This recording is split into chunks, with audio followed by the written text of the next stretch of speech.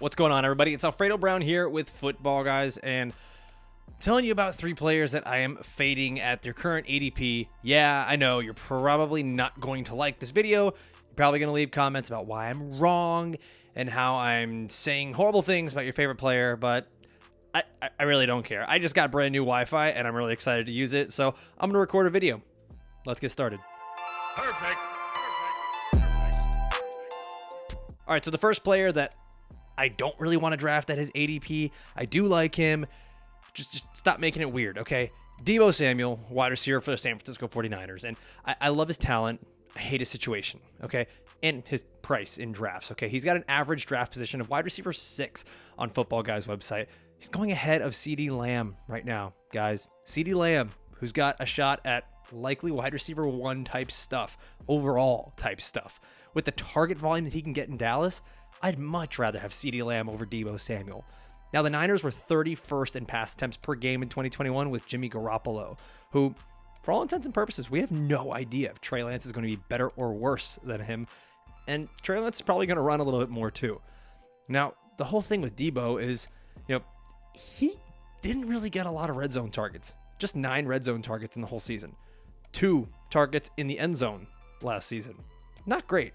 We were really betting on a player who got a lot of his production from rushing work and touchdowns. 13 of his 16 touchdowns, including the playoffs, were scored from 10 yards out or more. That's not great when considering that 54% of all NFL touchdowns are scored from inside the 10-yard line. You can thank Rich Rebar for all those stats, by the way. Awesome work by him on Deebo Samuel. Now, Trey Lance really scares me just simply because we don't know what we're going to get with him. We don't know what we're going to get with this offense. Trey Lance could be running a lot, take away some of that rushing work from Deebo Samuel at the goal line, and you just look at it from another angle here too. From a business sense, the Niners just gave Deebo Samuel a bunch of guaranteed money. I don't know that they really want to trot him out there to go run 60-plus times a year in the rushing game. I just don't see it happening. It doesn't mean that he won't be productive. It doesn't even necessarily mean that he won't be a wide receiver 1 and end up in the top 12. I just don't want to take him as the wide receiver 6 overall ahead of better players, in my opinion, like CeeDee Lamb. It seems like it's just not a good bet to make, and because of that, this year, I'm out on Deebo Samuel at his ADP. Now, the next player on my list, and this one actually kind of hurts because we share initials and a last name, and it's A.J. Brown, wide receiver for the Philadelphia Eagles. I love A.J. Brown. I actually love A.J. Brown. He is awesome. He's such a good athlete, and there's kind of a psychology to it too, right? A.J. Brown is just, he looks cool, he's chiseled, he's fast, he's got a cool number, cool name, he's on the Eagles that have cool jerseys. It's really hard to dislike A.J. Brown. But when you put all that stuff aside and you look at his average draft position of wide receiver 10 overall, he's going ahead of guys like T. Higgins, Keenan Allen, Michael Pittman, which those names maybe don't sound as sexy, but when you take a look at what A.J. Brown has done over his career, he finished 25th, 5th, and 27th in half PPR scoring over the last 3 seasons. And he was 32nd, 7th, and 29th in scoring in PPR.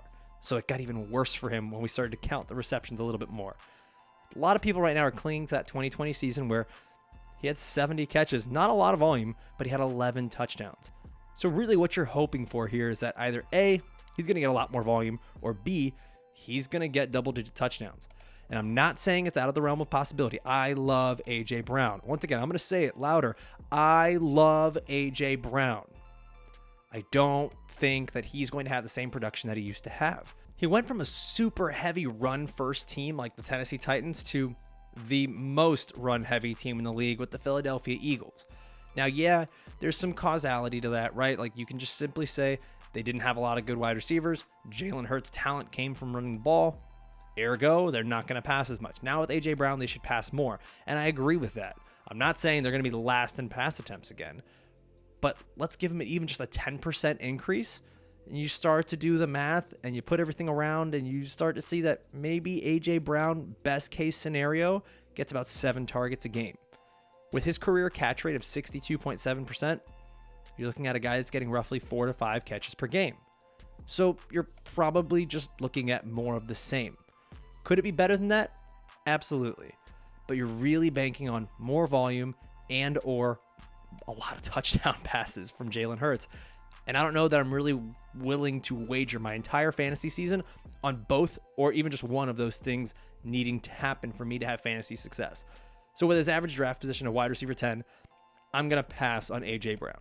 Now, the last guy that I'm here to talk about, it's a player that, honestly, I loved him. Once again, I don't dislike any of these players. I dislike their price tag. I love Cam Akers, running back for the Los Angeles Rams, and I liked him a lot prior to his Achilles injury. But there's that dreaded word, Achilles.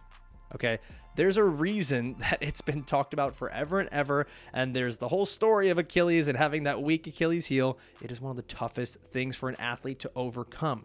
We still really haven't seen a running back come back from this injury and be their previous self or better, or really anything that's fantasy relevant. Now, last year, he probably came back too soon, and I get it. I applaud Cam Akers for really overcoming the odds.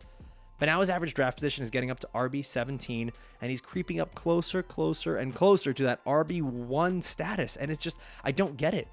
I like the talent, but I'm not willing to bet on someone being a medical marvel and overcoming just insurmountable odds, especially on a team that's likely to be pass heavy and doesn't pass to the running backs.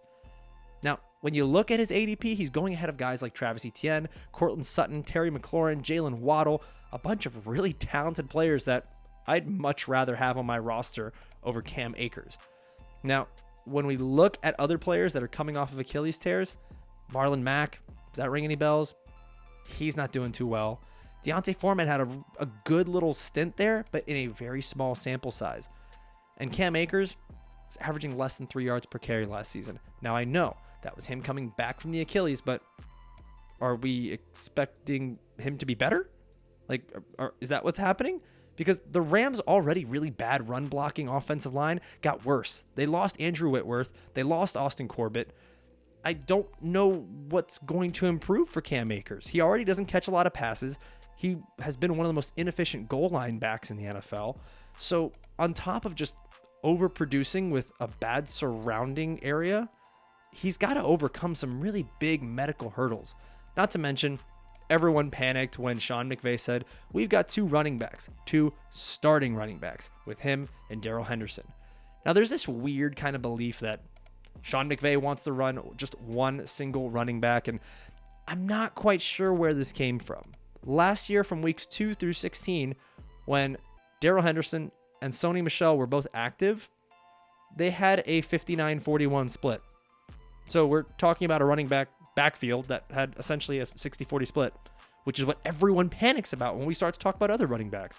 So with maybe 60% of the Rams carries, low passing volume, inefficient goal line work, a bad offensive line, and having to overcome the horrible Achilles tear, I'm not willing to draft Cam Akers at RB17 and potentially as the third top player on my team.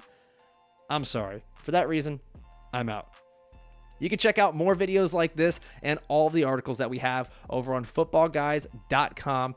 Check the link in the description and go check it out.